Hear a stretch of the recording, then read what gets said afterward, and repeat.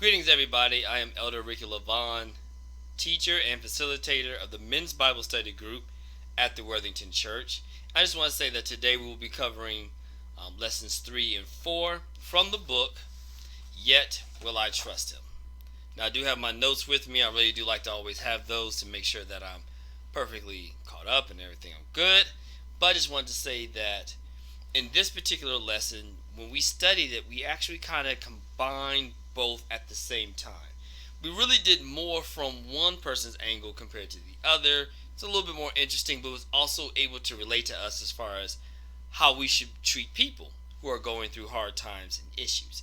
But in lesson 3, that is called Eliphaz Encouraging Words, and that covers Job chapter 4 and 5, while lesson 4 is You Don't Know Like I Know, and that covers Job chapter 6 and 7. Now, Eliphaz was one of Job's friends, and when you read the book, it actually kind of goes into a little bit about his detail, his background, who he was. He would have been someone who I would imagine, just imagine, would have had some kind of wealth or some kind of money, some kind of position as well. Job was a man who had money, who had status, so I would imagine his friends, Eliphaz being one of them, would have had it as well.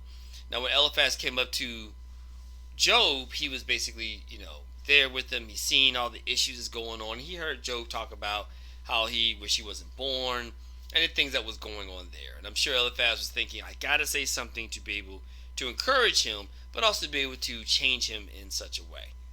Now that's a big key there. But one of the things that Eliphaz did was that he talked about the wicked and how when wicked people do their thing, how God sometimes punish people who are wicked and how God will strike them down, do some other things to them, and to really be able to get on people who are doing bad things. He then even moves on to be able to talk about a vision that he had and how God was basically telling him and how he felt and everything, but how his overall goal was people cannot become God. That's his main thing from that. So you're like, okay. And then he goes on from there and he begins to talk about some of the other things where he looks at Job and he says, I need for you to be able to seek God. And when you seek God, some of the blessings that the Lord will give to you, and then sometimes the Lord will even use corrective behavior, I should say. I won't say corrective, but he used corrective behavior to be able to get you on the correct path, or the way that he really wants you to go. So he says in all this to Job, and he's saying, after all, when you do this, God will do awesome things. So all that is basically a summary, a brief summary. I really want you to get in there to really find out what he's saying in detail. But this is basically what he's saying to Job to encourage him. Now, Job's response to this is, what are you talking about?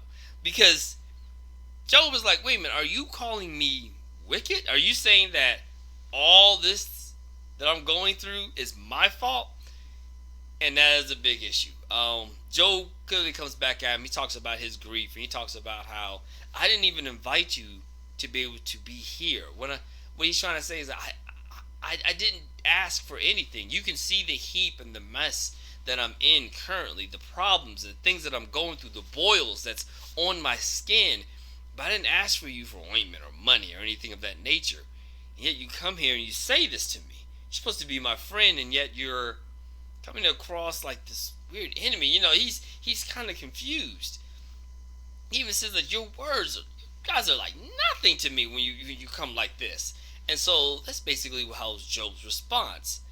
The thing that we learn from it, and what ate up most of our lesson study, was when people are going through heartaches and issues and problems, how do we approach them? And that was the one thing that we have to realize, is that we sometimes go in with our own assumptions. We assume that when we see someone go through something bad, it must mean that they're being punished, or a corrective behavior, or something that they did that was wrong. Even though we've already learned, we of course being the audience knows that Job is going through this to prove or to test that, look, this is a man who's more than willing to be able to stand in there for God no matter what. That it's not about the wealth or anything of that nature that keeps his relationship, but it's more about just he loves the Lord. And that's what he's really going through, this for. But Eliphaz doesn't know that, so he's going with the assumption of, oh, well, there must be something wrong, a wickedness, an issue, a problem that you must have did, and this is why you're going through what you're going through. Now, sometimes we do that now. We look at someone, they go through something bad, and we say, oh, well, they must have did this, or they must have did this in their life, or maybe they're being punished, or maybe God's trying to correct something, or, whatever that particular thing might be going through. The thing about it is that we're just living in a world that's just pretty messed up right now.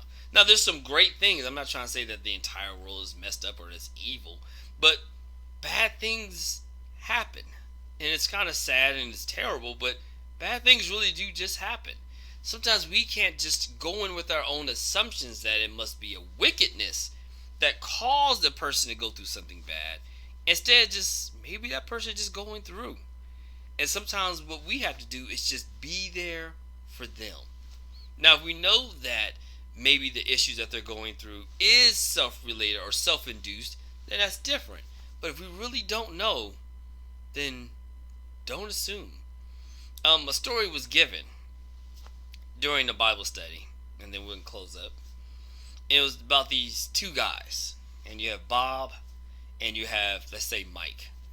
And Mike feels like he's okay, but he's been having some trouble breathing, and he's a little sick or whatnot, but he goes to the hospital, and he finds out that he has lung cancer. And he looks at the doctor, and he says, well, I don't get it. I've done all that I can. I'm trying to eat right, trying to live right. I don't smoke. I believe I stayed away from mold and asbestos, and I think the air quality is okay, but I assume anyway. And the person looks at him and just shakes their head, and the doctor says, no, it's not anything with that. Actually, what it's dealing with is that some cases, although rare, there are some people genetically who develop lung cancer. It has nothing to do with the smoking or the stuff that you put into your body. It's just no different than breast cancer or pancreatic. Sometimes the cells in that particular part of the body decides to grow too much, and the unevenness there that's going on in your body is causing it to develop. But we do have a chance. We do have a cure. We have the means to be able to take care of that. It might make you a little sick, but we will get you through this. So, Mike hears that, but he's a little down because he's a little shocked. He's like, wow, wow, I just can't believe it. So then, Bob hears about this, and he talks to Bob, and Bob then looks at him. He says, well, you know what, Mike, whenever people sometimes go through things, and, it's you might smoke or you might do things of that nature, sometimes it does have adverse effects on the body. If you put certain chemicals in your body, if you do certain things, or if you don't treat your body correctly, things can and will happen. Sicknesses will get into there, and oftentimes that could lead to death. And sometimes the Lord will allow things to happen because He's trying to correct you or the person out of that particular behavior. But I had a vision that no one is above God, and that if you would just turn to the Lord, then He will bless you more, and He will heal you of this infirmity, and that even that desire to get back into what was causing this in the first place.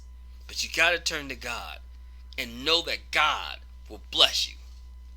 He smiles and he looks at him. And Mike is like, what are you talking about?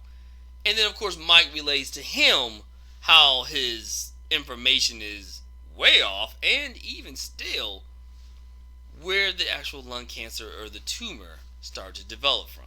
Genetics, and nothing that he did that was wrong, as Bob assumed. What we have to be careful of is that if we just assume things in people, sometimes we might come across and believe with all our heart that we're being led by God to tell this person, to help this person, to give them the words that we think that we're giving them. But in reality, just like Eliphaz, we're doing no different than if we were to talk to a lamp or a picture or a tree or anything like that. Or the person that they might receive it might actually receive it in anger and in hostility, knowing that you are accusing them of something that goes against their character. And here they thought that you was a friend, but in reality you're just someone who's just being judgmental, assuming that you had their right mindset, or that you had what you wanted for them in mind. Be careful. That's all I got to say. I'm not saying don't help people. Please, by all means, do that. Or don't do anything to stop yourself from helping people, but just be careful. You know, be there for someone. Be there actually as a loving person. Know all the facts before you just assume as to why that person is going through the issue that they're going through. Thank you so much, and I look forward to being able to see you at the next lesson. There we'll be covering another one of Job's friends who will be also responding, of course, to Job and Job's response back to him. That would be Bildad, and we will be looking at that on July 28th. I believe we'll be going over lessons 5 and 6. Let me check. Yep, lessons 5 and 6. Going over Job's chapter 8, 9, and 10.